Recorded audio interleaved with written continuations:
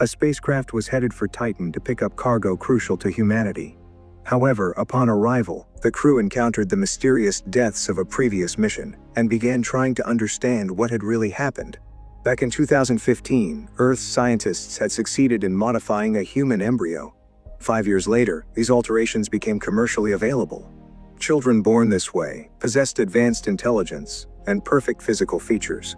By 2038, the first generation of genetically modified individuals, named GC after Glencrest Labs, the company behind the method, had reached adulthood. 10 years later, due to Earth's deteriorating climate, the GC embarked on a spaceflight aboard the Twos. As the Twos approached Titan, the crew exited stasis and received a message from Earth. Flight Director Nordum expressed confidence in their ability to handle the mission and promised to stay in touch.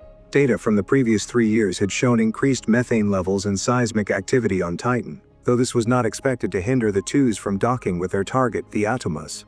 The crew soon located the Atomas and established a remote connection, gaining access to the ship's logs. The Atomas had ceased all communication 3 years earlier, and it appeared that the entire crew had perished. The Twos had been dispatched to retrieve a carbon-sequestering catalyst, a substance mined on Titan for 2 years, considered vital for restoring Earth's atmosphere. Iris Duncan reviewed the last transmissions from the Atomas' captain, who had stated that his crew was ready to return to Earth. Butter Orson expressed indignation at the idea of sending the GC to fix the screw-ups of what he called primitive idiots, though the others did not share his view.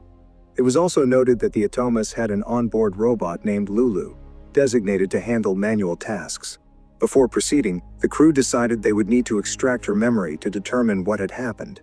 Upon reaching the Atomas, the life support system was found to be stable, though the captain's log contained disturbing entries referencing violence on board. The Twos docked with the ship, and the crew boarded. Iris immediately noticed that the ship's internal protocols had been altered. The crew had to bypass the codes to open the doors. Inside, rock music blared.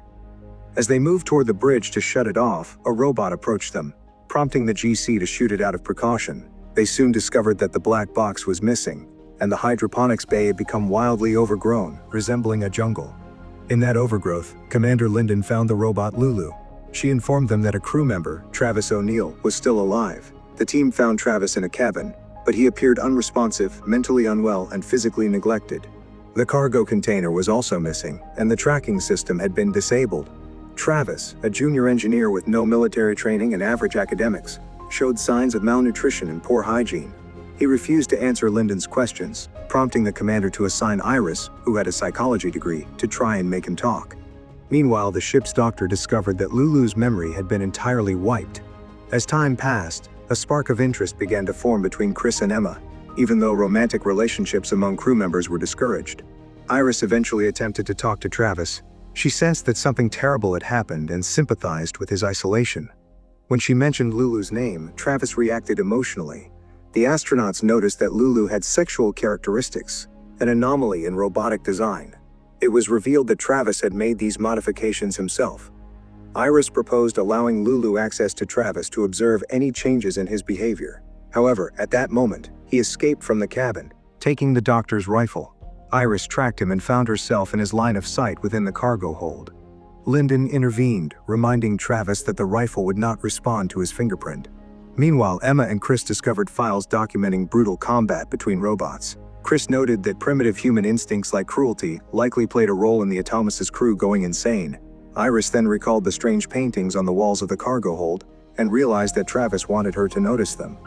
They allowed Lulu to approach Travis, who whispered to her in Chinese before kissing the robot.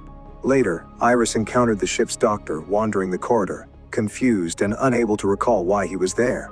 She was stunned, as GC individuals were known for their flawless memory. Iris herself began experiencing tremors. She asked Lulu to translate what Travis had said, and the robot explained that he had confessed his constant thoughts of her despite their separation. Returning to Travis, Iris questioned his relationship with Lulu, emphasizing that she was only a machine. Travis appeared offended. The crew realized their only chance of finding the cargo was to get Travis to speak. The doctor suggested using physical force. Later, Emma asked Chris to fix the shower in her cabin. When he arrived, they became intimate. Iris, meanwhile, examined archived video recordings and discovered that Travis also spoke Russian.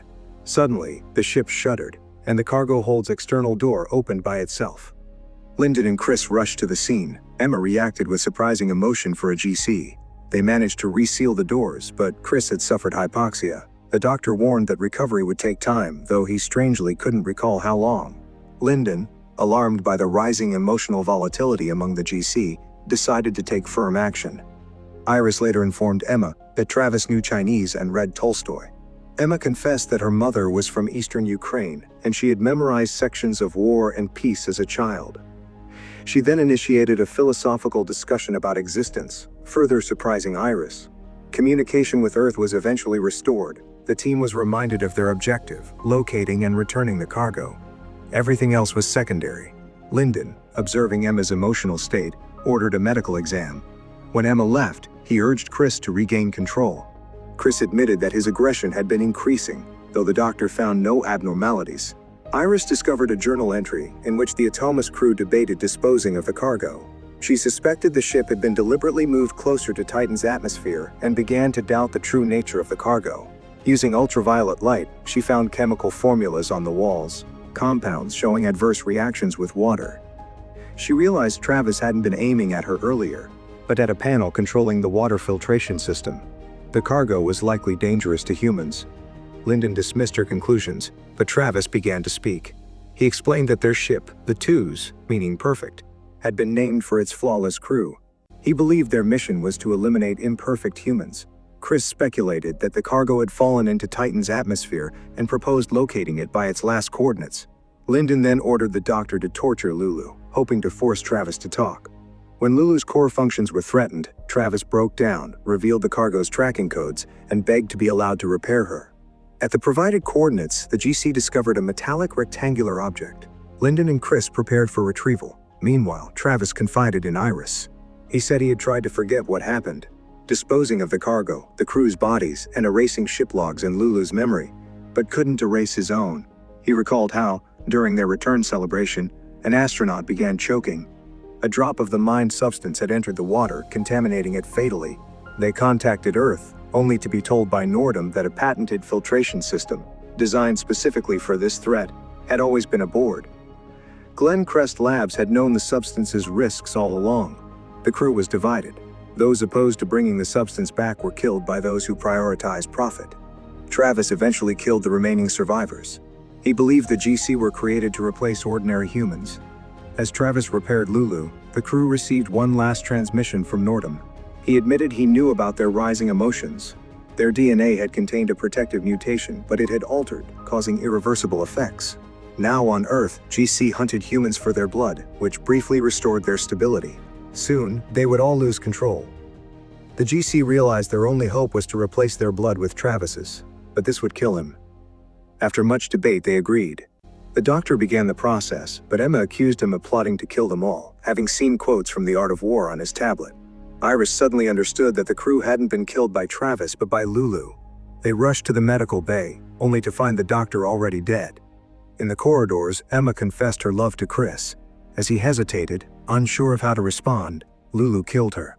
Chris pursued the robot to the cargo hold and was killed in a brutal fight.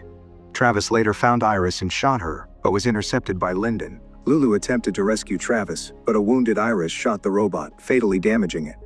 As Lyndon held Travis, urging Iris to inject him with a sedative, she instead injected Lyndon, who died shortly after. Iris then revealed to Travis that she was among the 3% of GC considered defective due to emotional instability. Discarded early, she had learned to manage her behavior. Because of that, the mutation hadn't affected her like the others. She refused to kill him. Travis had claimed he hadn't added Lulu's sexual features himself, meaning Lulu had modified herself to be closer to him.